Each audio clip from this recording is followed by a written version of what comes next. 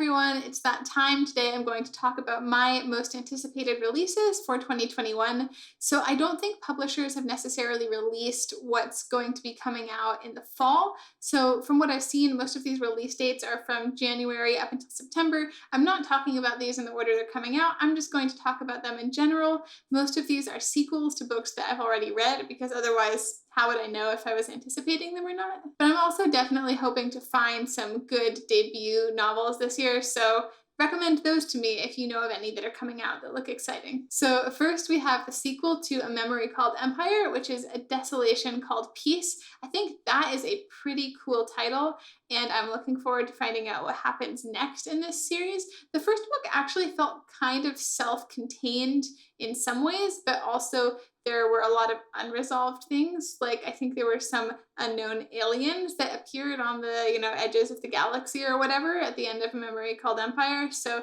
I think we're going to find out more about that and what's going on. But it looks like there's going to be sort of a conflict in this book where, on the one hand, we have the Empire trying to maybe defeat a outside threat. But on the other hand, if the Empire is successful and becomes even more powerful, then it will just keep basically colonizing and dominating everybody, which isn't that great either. Next, we have The Witness for the Dead by Katherine Addison. This is kind of a follow-up to The Goblin Emperor, which is a standalone, and it looks like this is intended to be a standalone as well. It is about a secondary character from The Goblin Emperor who was fairly important but didn't get a lot of screen time. He just had a sort of important plot role that he played, but he was actually off doing something for most of the book. I won't say what that is because it would kind of be a spoiler. Anyway, this is definitely set after The Goblin Emperor, and I think that in this book we're going to get to see more of the world and more of what life for the common people is like, because a lot of The Goblin Emperor, well, basically all of it was set at court, and most of the characters were obviously very elevated in rank, so we didn't get to see a ton of world building in terms of what everyday life was like for the common people. I really hope this will be good, because The Goblin Emperor was one of my favorite books from 2020, and maybe one of my favorite books from all time. But Katherine Addison released a book called Angel of the Crows in 2020, which was kind of a Sherlock Holmes retelling, which was not that good. So hoping she isn't a one-hit wonder and that The Witness for the Dead is a really good follow-up to The Goblin Emperor. Then we have The Spare Man by Mary Robinette Kowal. I kind of assumed this was going to be another Lady Astronaut book, but it's not. I can't find a ton of information about it so far, but it does still seem like it is planned to release in 2021, and it is some kind of mystery that is set in space. It seems like it's a standalone science fiction murder mystery, so that could be an interesting combination. I don't know too much about it other than that. Then from Becky Chambers, we have the last book in the Wayfarers series. Each of the books in this series have actually basically been standalones anyway. You can read them in any order. There is some overlap with characters, but not a whole lot. Each one has kind of been self-contained. So the last one is going to be called The Galaxy and the Ground Within. And it seems like it is going to be about three strangers who get stuck on kind of a stopover planet, like a place that's kind of a way stop. For some reason, they get stuck on this planet. And, this seems kind of typical. Her books are very character-driven. The plot can be kind of incidental, and a lot of times it's about sort of the internal journey of the characters or just learning more about this world she's created. So I liked the first two books in the Wayfarers series, especially the second one. Third one I thought was intensely boring, so fingers crossed for the last one that it will be really good. Next, we have the 10th book in the InCryptid series by Seanan McGuire. This one is called Calculated Risks. I tried not to look too much at the description because I've only read the first 4 books in the series and I don't want to spoil myself. This book is coming out in February, so I still have I guess 5 more books in the series to read before I get to this one. I think I will do that. I think I will get to those books this year, but I don't think I'm going to read all 5 books this month. So I won't read this one when it comes out, but I'll probably read it this year. Next, we have Scavenger Door by Suzanne Palmer. This is the third book in the Finder Chronicles, a series about Fergus Ferguson, a interstellar repo man. I've talked about this series a fair bit on the channel as well. They're sort of fun science fiction adventures. It looks like book 3 is going to be set on Earth. At the end of book 2, he was reunited with some of his family that he hadn't seen in decades. So I think book 3 will have something to do with that.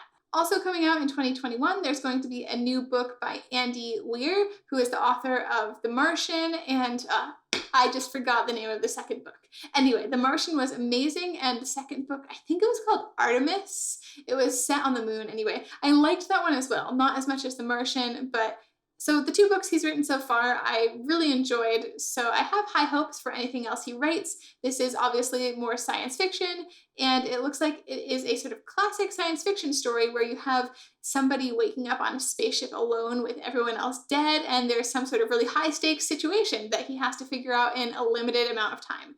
That's definitely a plot I have seen many times, especially in movies. I feel like he's probably sold the movie deal already, but it's actually a really good setup for a story. I mean, there's built-in stakes, so this could be really fun.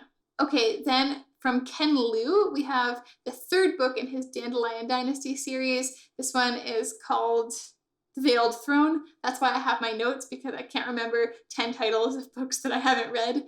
So this is the last book in his Dandelion Dynasty series. I think, pretty sure it's a trilogy. I'm listening to the second one on audiobook right now, which is called The Wall of Storms. The first book is The Grace of Kings. This is, he calls it silk punk. It is set in a fantasy secondary world, but heavily inspired by East Asia, especially by the history of Han Dynasty China. But the setting itself is completely invented. There are airships and other forms of technology that are a little bit advanced for the time that those legends would have come from. So I think that's where the silk punk is coming from, because steampunk but East Asian equals silk punk, I guess. Anyway, it's a cool setting. I really enjoyed The Grace of Kings. I have just barely started the second book. They are definitely sort of hefty reads. I don't think they're even that long, but just sort of very epic in scope, very historical, a lot of characters.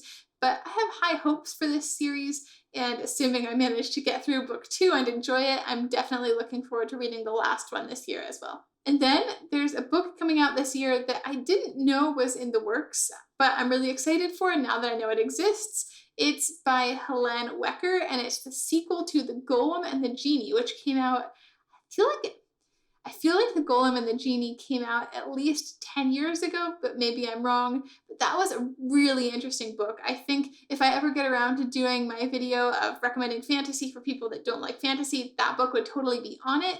It is the story of 2 basically mythical creatures that end up in New York in the early 1900s. One of them is a golem. She is created by a not so great guy that wants the perfect wife and pays this mystic to make him a golem, which is a mythical creature from Jewish mythology created out of clay that has to obey its master's command. So she gets created, and then her owner husband dies on the voyage to America, so she is basically stranded in New York and has to figure out how to make her way in the world with sort of the powers and abilities that she has, but also how to avoid being noticed, because she is made out of clay and is really strong and is, it would be bad if people knew she wasn't human. And then the second character was the genie, who had been imprisoned in a lamp for, like 1,000 years or something, and was freed by a silversmith. So he also has to sort of hide his nature. Those 2 characters end up meeting, but really it's a story about these 2 mythical creatures who are living in immigrant communities in 1900s New York. It's a long time since I read it, but I think I've read it more than once. Highly recommend it, The Golem and the Genie. So the sequel is called The Hidden Palace, and it's coming out this year, and it looks like it's going to be about what happens to these characters in the years leading up to World War I. This seems like it's going to be super interesting. I do always feel a little bit of a hesitation when it comes to sequels to books that came out a long time ago and I enjoyed, and maybe it would have just been better as a standalone, but I'm definitely going to read The Hidden Palace, so I'm looking forward to this a lot. A book that should be releasing this year but hasn't been finished yet is the 3rd Skyward book by Brandon Sanderson. This is one of his young adult series. Probably one of my least favorite series from him, although I think my husband enjoyed it quite a bit. And there are things in it that I really like. I just didn't feel like I was quite as hooked on this series. But hey, as you know, I will read anything by Brandon Sanderson. And I think this one is slated for hopefully a fall winter 2021 publication date. A book that was originally supposed to be published in 2021 is Alecto the Ninth by Tamsin Muir, but I looked it up and it looked like this has been pushed back to 2022, which is a huge bummer given how much I am waiting to find out what happened after reading Harrow the Ninth, but I will just have to be patient. So those are all the books that I know of right now that I'm looking forward to that are releasing in 2021. Let me know if I've missed anything or if there's anything that you're looking forward to so I can put it on my radar. Thanks so much for watching, and if you want to see more videos from me, please like and subscribe.